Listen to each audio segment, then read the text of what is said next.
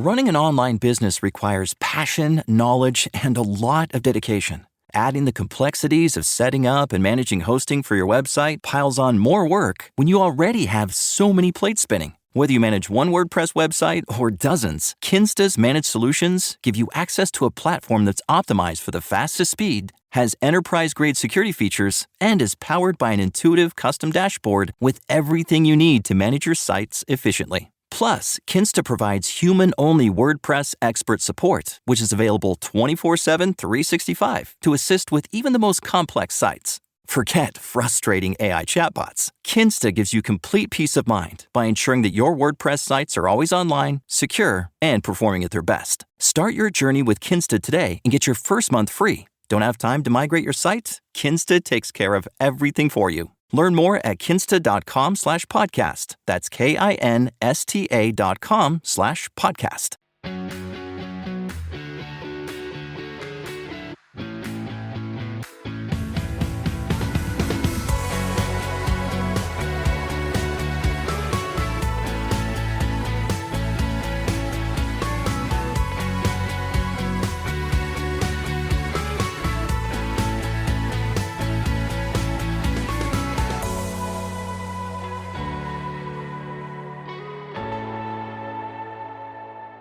Hey, everybody, and welcome back to the Happily Never After show. I am your host, Kate Mollison, and I'm here with a really special guest, Jody Lavoie. Jody, thank you so much for being with us today.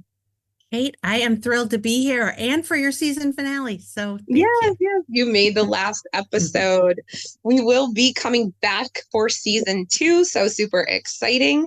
So come and stay tuned to have more episodes with us in our next season. But for this episode, we're going to talk to Jody, about her law story and about how she has also alchemized it into a business potential. Now, Jody, your story is a little bit unique comparatively. I mean, everybody's loss is their own, right? But yours had a fairly public nature. Let's talk about it.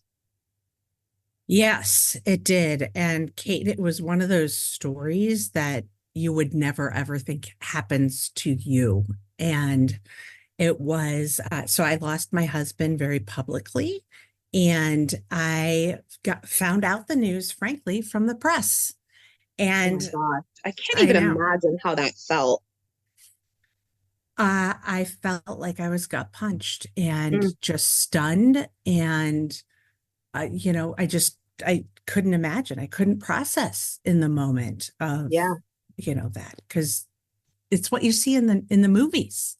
It was one of those, do you have, your husband has been shot at work. Do you have a comment? And I'm like, no comment.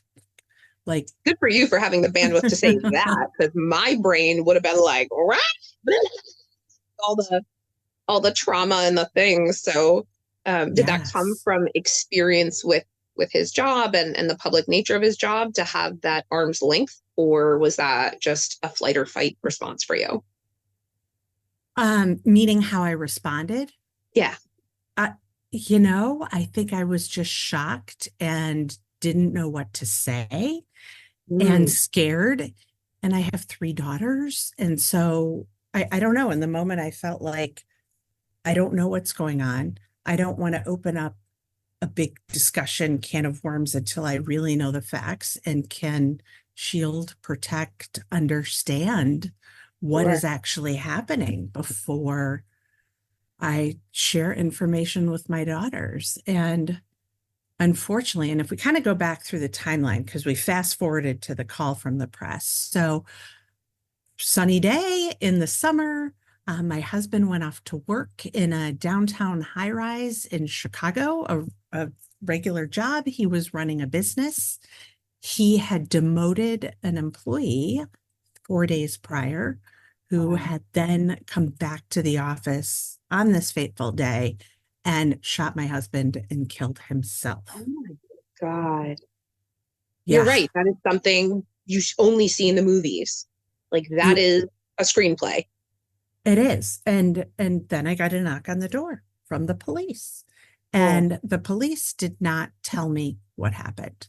They just said, your husband has been gravely injured. Can you get a ride downtown? That's it. That's it. Wait, they knocked on your door, one, didn't offer you a ride, and two, knowing what had already transpired, did not share that information with you. They did not. And I said, well, what happened? And they said, just get a ride downtown.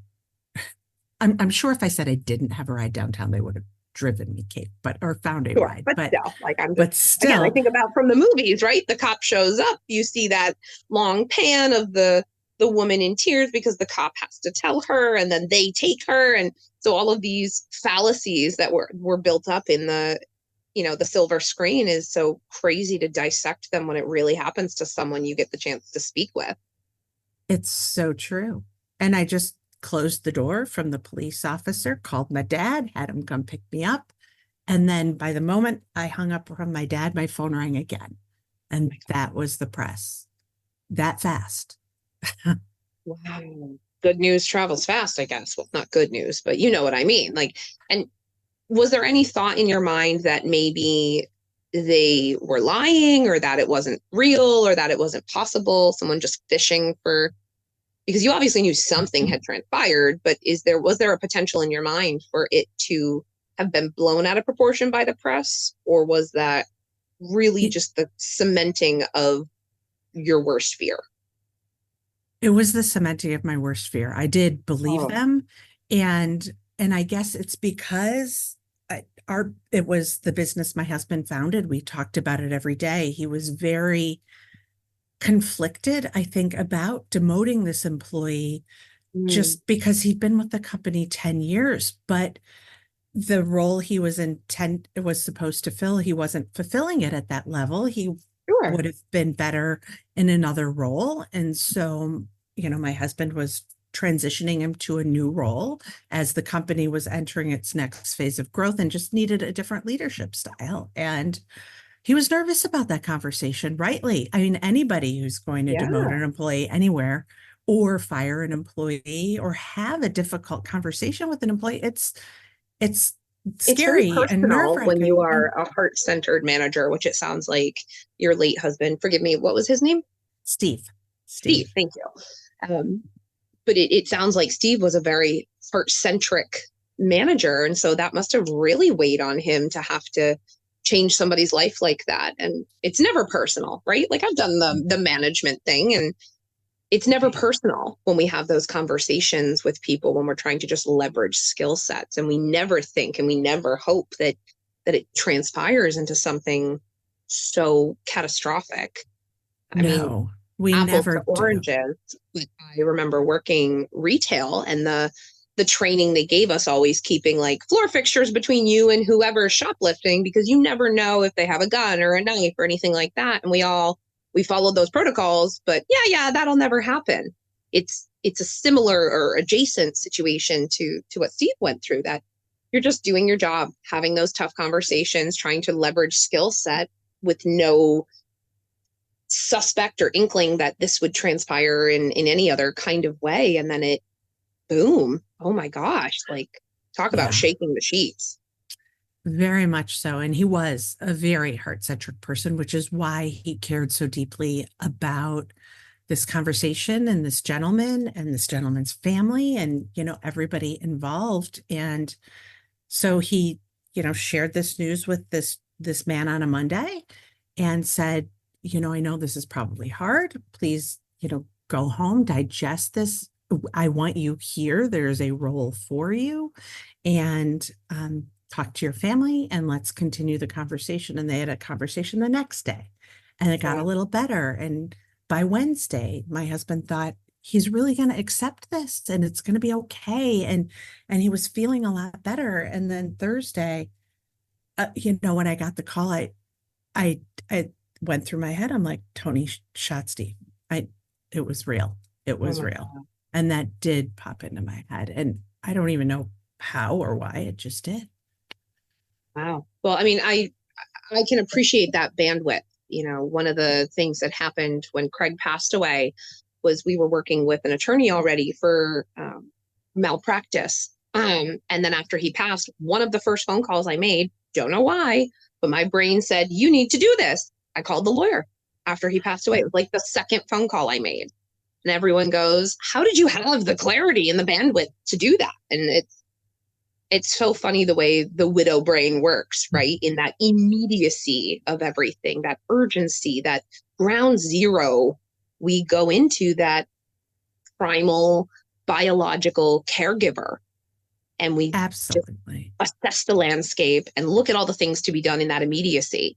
And, or at least for me anyway. And I have several widows I've talked to that it felt very much surreal, that out of body kind of experience, not in the way where you're watching the tragedy unfold, but in the, I don't know how I got stuff done. I don't know how I knew what to do or what to prioritize. Everyone asks me, how do you prioritize what to do, especially in a crisis? Because death in itself is a tragedy, but then you layer trauma and crisis and tragedy on top of that. It is a whole other cacophony of issues to navigate. And we just have to, drop of a hat, know how to do it. It is such a weird place to be in, right? It is such a weird place. And I think you hit the nail on the head with its protection, right? And you had small children, and my children were a little older, but still young. And there's this mama bear that just kicks in, and something awful happened to my husband. I just need to keep my cubs near, Yeah. And the other part of it was I had now the business to run, because let's that talk was about that. our plan. If something happened to Steve, I was in charge. That was the plan. Kate, that's it. You guys had a plan in place. So kudos to you for that. Shout out to having your ducks in a row. But even having your ducks in a row, it sounds like it still was very convoluted and complicated. Let's talk about the business. What kind of business is it? And what did Steve do? And how did you handle it in that aftermath? Yeah. So I'm using the past tense, but it still very much exists. It's a supply chain technology business, servicing mainly large food service distributors and chain restaurants. So I developed a software that helped restaurants manage their business better, for the short definition. And he'd founded it at that time, 14 years prior, just an idea he had.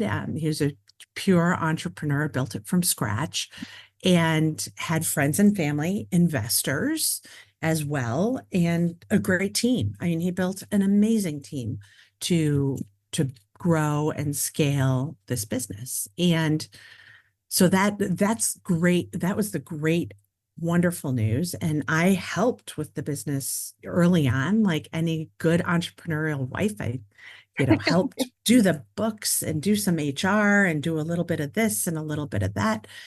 And then we talked about it every day, because it was our fourth child after our three daughters. And it was another baby of ours that we were nurturing and growing. And that's not just the business, that's the people and the customers and, all of the world that was surrounding that. And so when this happened to us, it didn't just happen to us. I mean, it happened to the 65 employees and their families. And because this was in the press, they literally closed down the Chicago Loop.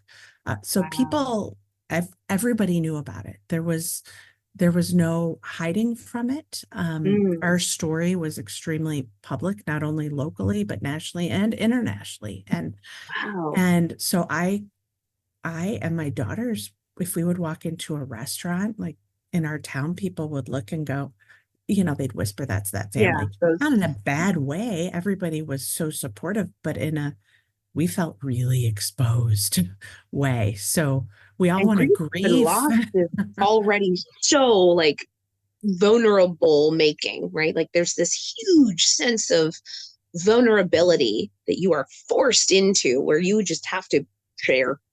Even when you don't want to, you have to share things, your thoughts, your feelings, your decisions, all of those things are already magnified and amplified. And so for you to have that put on a silver platter and just serve to the community, what an incredible experience that must have been for you and for your girls. Very much so. And And Steve, just as a little side note, did not pass away right away. He lived for 4 months, but he never regained consciousness. So there was a period of caring for him and taking care of the business, and the press continuing to follow and That nitpicking my community Facebook perception, and is he the going to come back? caregiving. Is he not? And all of those Yes. So it long drawn out re-traumatizations of your experience for 4 months. Yes. Oh So it was it, my God. it was a very stressful time. And I felt like I had to be very careful in what I said, because also this is the leader of the business, and we don't want to have Mm, fear with our shareholders and our customers, uncertainty and and then yeah. what's going to happen, and then so there was this delicate balance of everything. And for my daughters, who at the time were 9, 12, and 15, Ugh. the 15-year-old was entering high school, and you just want to be anonymous in high Yeah, school. And certainly first year. uh-huh. And there was none of that. And Mm, so uh, my two oldest daughters actually in time found different schools out of state, went to mm. college out of state. They really just wanted to be able to share their story with people on their own terms and not, Escape that public, magnifying glass. Wow. Like to live yes, in that snow globe, if you will, and very constantly much so. be shaken up and taken off the shelf and examined and dissected on a continue, like for being a teenage girl at one Yeah. point, right? Like it's already hard enough as it is, and then throwing all of those various filters on top of it. Yes. How are the girls today? They're great.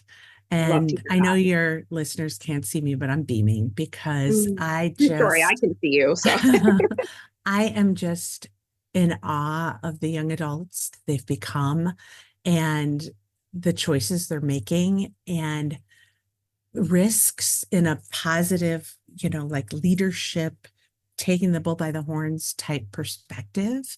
I'm proud of mm, them. I am so proud of them. And so, as difficult as this experience was, which it definitely was, it changed me in a positive way, from how now I'm solo parenting and leading the family, and having to step into a new role in that perspective. And certainly the girls and I navigated it along the way, and it was not always smooth sailing for sure. There were tons of bumps.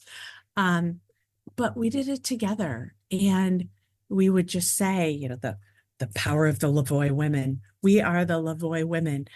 Sometimes it was just a mantra. Sometimes we just needed to say that just to assure ourselves, the like, we've placebo got effect. this. Sure. Yeah. I love Yes. that though. Yes. That strength in your family system and coming together and really rallying around each other in this beautiful, supportive, you know, fostering you have. I love that. And I love the way you talk about the girls. Like I really can see you. And so for the listeners out there, she is truly beaming. It is so great to see. If you could go back to yourself or to your girls, knowing what you know now, what would you say to yourself back then or to your girls back then? Just be you. Just Mm. be you. Don't let the world, your friends, your society dictate who you should be. And in hindsight, certainly I was guarding certain aspects of my life and not taking risks and not putting myself out there in certain areas of my life that I do now. And I think just for teens and kids, it's so hard today, just with Mm. the public scrutiny they all have on average, regular day-to-day Oh, lives, the that normal teenage existence is already yes, challenging. yes, but just be you and believe in you. So Mm. I love that. And I feel like everybody, not just widowhood members or people experiencing grief and loss, but I feel like everybody can benefit from that. Just be you, because the traumas are going to happen, the life experience is going to happen, and you will navigate it a little less complicated if you are just true to yourself and listen to your own voices versus the voices outside of you. I That's love right. that. So let's talk a little bit more about the business that you're doing. Are you still managing Steve's business? I am not. So I did for 2.5 years. The goal was always to sell the business since we had these friends and family investors. But when this Ooh. happened to Steve, that was not the right time. Right. And so needed to have some more growth in the business. And so the team and I accomplished that together. And so I sold to private equity, at which point I was like, I can finally breathe. Yeah. Because Huge sigh of relief, I'm sure. very much so. Everything in my life, frankly, was focused on getting the business ready for sale and taking care of my kids. And me, number three. So, and I wish Mm. I'd put me number one. That's that's a There you good go. Be recommendation you, to right? people out there. But be you Uh, means take care of you. yes, absolutely. But then when I sold, I mean, I didn't have any plans. I didn't know what I wanted to do. I didn't know how to figure that out. And so I spent some time doing that and also grieving. Kate, I really Mm. felt like I had to put some of my grieving on hold just to maintain and try to keep together Yeah. family and business. And so I took a year of just me, me. Um, Good for you. exercising and trying to get my nutrition back on track. And I took a personal retreat or two by myself, really focused on healing. And I love that. that was important to me. I didn't want to have to think about I've got to make a decision of what I want to do next now because that's what we're supposed to do, right? We all should have a plan. I had no plan except to Because the plan figure. had been pulled out from underneath you, basically. Yes, Yeah, yes. And I totally resonate with that. that time was precious. And I also took my girls on a really great vacation I because think that that's super important and underrated too, right? Obviously, we don't want people to put themselves under financially, but in those no, early grief moments, you've touched on a couple super important things that reinvesting in yourself once you can. Obviously, there's safety and security and stability. Those things have to come first. But once you've secured those and you have the opportunity to just breathe, to just exhale, because that 4 months, you must have felt like you were holding your breath. I know I in the 3 months after Craig died, while I was navigating, the living situation, I was holding my breath. And once we got in our new place and we settled, it was that super deep, not relief, but just you could let go of a little bit of the, whirlwind that was happening around you and really start to try to put your feet back on the ground.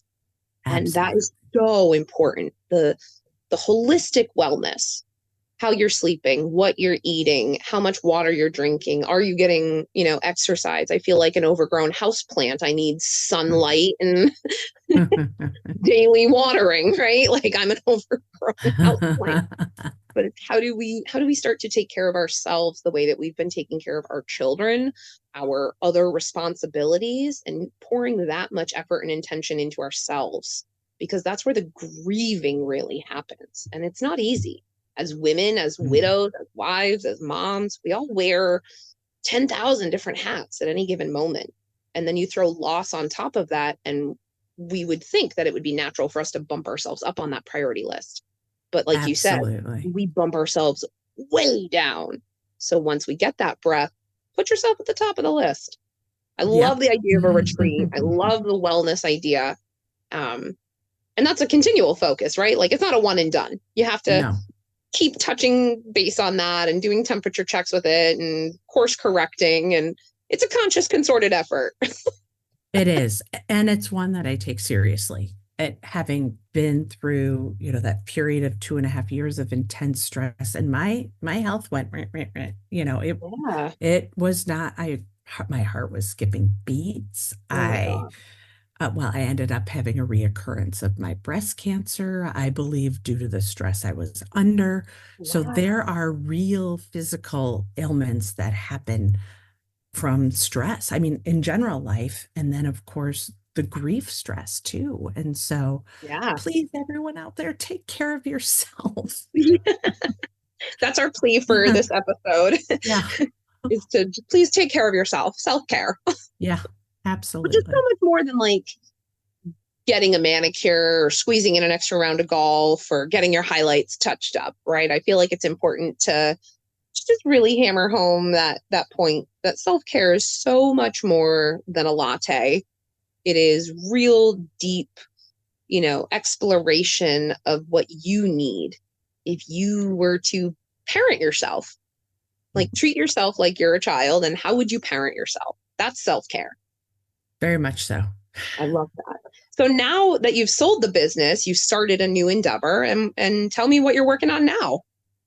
I did. And so, gosh, for that year when I was really exploring, I didn't know what I wanted to do, Kate. And I'm very much of I want to start from the beginning. There should be a process to this. And okay, we know there is not, a clear, direct roadmap, but I did start really outlining and thinking through what do I like? What really lights me up in my life? And what do I feel strongly about? And number one, it was women in business. And so supporting women who want to grow their careers, figure out what they want to do that makes themselves happy professionally. And secondly, widows and the grieving population, because when you also layer in grieving and, oh, by the way, go into work because we all need to make a living. We have to And feed our children and ourselves and pay the bills. that's right. And I mean, those two together are its own combination that requires some extra special different care. And so I built a business around that. And for 3 years, I first started coaching widows in the workplace and working one-on-one via Zoom with widows all across the country. And then I wanted to make this bigger, as we all do, right? We want to help as many grieving people as we can. And so then I launched my second corporate endeavor, which is to train managers in companies on how to best support their grieving employees and teaching employees on how to support each other, because at least 1 in 4 people in the workplace is grieving at any one time, any kind of loss. Yeah. That's a lot. And Totally. I'm sure there's plenty of people out there that have lost someone important in their life and they have to go to work after X days because that's what their bereavement policy says. And it's 3 to 5 on average out there. If you're lucky. If you're lucky, that's right. And you probably just finished the funeral and you've got to show up at work the next day and your brain is foggy and you can't think, and you're sad, and maybe you have to settle in a state and all of the other things on top of doing your job. And then it depends on what your job is. Imagine if your job was as a probate lawyer or estate planner or financial advisor, and you are having to dissect your own situation while still performing your job duties. It is inhumane, really. Like, it is just inhumane. I often say that experience is like being waterboarded with gasoline. Ugh. Yes, it can be. And unfortunately, in a lot of the cases it is. But for the employers out there, they can change that. They can really be on the front lines of supporting those in grief by not only the bereavement policies and days off. There's so much more that they can do to help with that, but teaching their people on how to talk to each other in grief and teaching managers on what to expect, if you will, from a grieving person of, okay, they're probably not going to be performing at the level that they were. And how can you, if possible, offload some of that work? And yes, I love that. and oh, they show up at the office after this loss and they probably feel a little bit like I did. They're under a microscope. Everybody's like, uh-oh, what do I say to this person? How do I treat this person? Maybe I shouldn't say anything because I don't want to stir up anything. Nobody knows how to manage that situation. And so to have a plan from a management perspective on how to do that can just change that person's grief journey. Yeah. And I think similar to me, having that business acumen and that experience in the business echelon gives a different perspective to the gaps in that treatment post loss. You from the perspective as an employer and being cognizant to the other employees of Steve's business, like how is this affecting them? How are they going to not be afraid that they're losing their jobs? Or how do I keep everybody feeling secure? And then the perspective of going into work and how do I feel secure and how do I want to be treated and what do I need and what are those boundaries? And you don't know whether to approach people or let people approach you. And then you're feeling isolated and your company perception is maybe shifting because you're not sleeping well, not eating well, not as productive. The early symptoms of grief can mimic Alzheimer's. So you are forgetful and potentially unreliable. And then water cooler talk happens. And there's this huge ripple effect of that professional perception that just perpetuates your own self-worth, your own productivity, your own self-efficacy. And it becomes very self-fulfilling. So what advice would you give to managers out there who are listening, who maybe have had their own loss experience? How do they alchemize that into creating an empathetic work environment? Yes. So first, I mean, before loss, it's important to have open communication about all issues. Your employees should feel comfortable coming to you with any problems they have, maybe professionally and personally. And so creating that open door policy is really important. But then in the grief perspective, with somebody that experienced loss, ask them, how would you like to be welcomed back into the office? What would you like me to share with your coworkers or not share? And how can we best support you? What kind of follow-up would you like me to do? Because I want to keep checking in with you. This isn't a one and done. Okay, they're back, check, done. I've said I'm sorry. So signed the sympathy card, dropped off the casserole, and went back to your own world and life, because it doesn't end for the rest of us.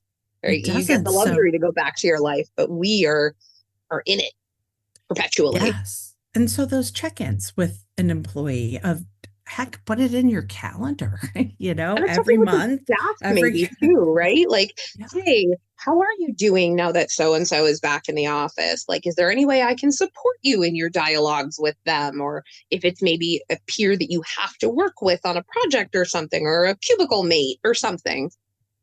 How do we coach those other coworkers and support those other coworkers? And then what if there's a loss in office? Say, what if an employee passes away? How are those coworkers, much to your experience with Steve's loss, how are those employees processing that loss, especially in the smaller businesses? Only 65 employees sounds like a lot to a business owner maybe, but to a community of workers, 65 is not a ton of people. So that small scale is its own little universe, this own little hub of community, and supporting those horizontally as well as vertically, I think is super important. Absolutely. What's your advice for that type of support and fostering that in the workplace from a management perspective? For those, having grief groups in your office supported by a professional who knows how to manage those types of conversations, but have it ongoing, not have it, okay, this loss just happened. Let's talk about it right now. Very important, but let's continue to follow up for those that want to participate, because not everybody ongoing feels comfortable in those types of environments. But having other professionals available one-on-one for private conversations is important as well. And I know larger companies, many of them have EAP programs, but EAP. short-lived. And so there are longer-term supportive options out there to help employees process over 3 months, 6 months, a year, because Or longer if grief necessary. isn't done in three Right? months, Grief six never months. goes away. It is such a funny little animal that, you know, I could just, I digress. Yeah, I love all of that you bring to the table. And for those who know me, it sounds like there's a little bit of an overlap in what you and I both do. One of the questions I get asked all the time when I work with someone who does what I do is, aren't you afraid of the competition? You know, I'm like, well, there's enough grieving people to go around for everyone, first and foremost.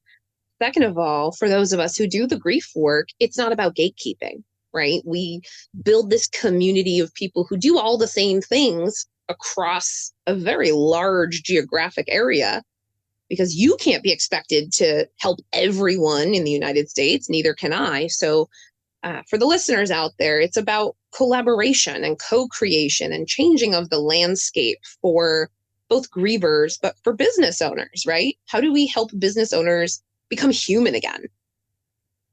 Very much so. And Kate and I are part of a collaborative group of widows who have created businesses, a variety of businesses, all around supporting the widow grieving community and the grieving community in general.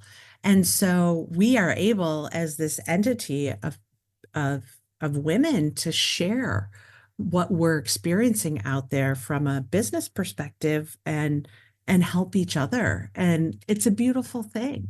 It's that support, right? Creating that environment of support within the workplace. Yeah. We just chose to work within our own trauma and experiences. Mm-hmm. So it's a little incestuous sometimes, if you will, but we're out here to help other people understand the experience without maybe necessarily having to go through the trauma and the tragedy that we went through. It's about making it easier and clearing the noise for other people, the gift of perspective, as I like to say. Right.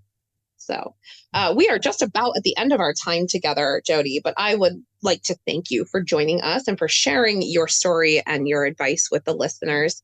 Before we go, is there anything you'd like to leave the listeners with for today?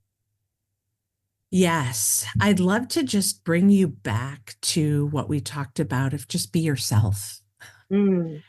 Just be yourself. So important. So absolutely important.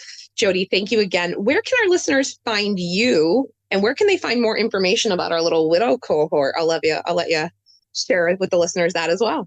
Yes, absolutely. So I can be found at widowsintheworkplace.com. And from a corporate perspective, thegriefcompany.com.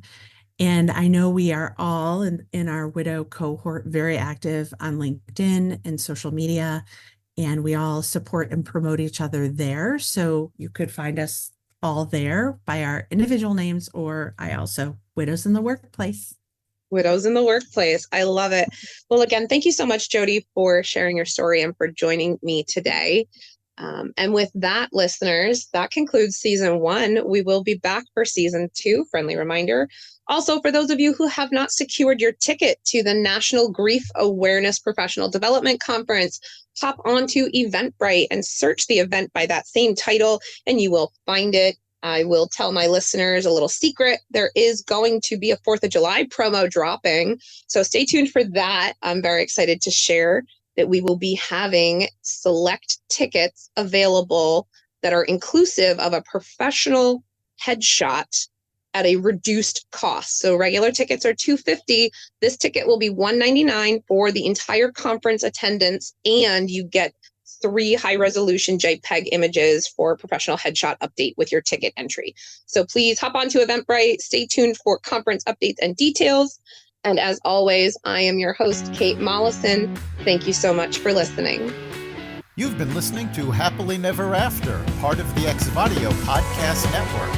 You can catch every episode of Happily Never After, as well as the rest of the network, at xvadio.com, the Apple Podcasts app, Google Podcasts, Spotify, iHeartRadio, Audible, Amazon Music, and wherever you find podcasts.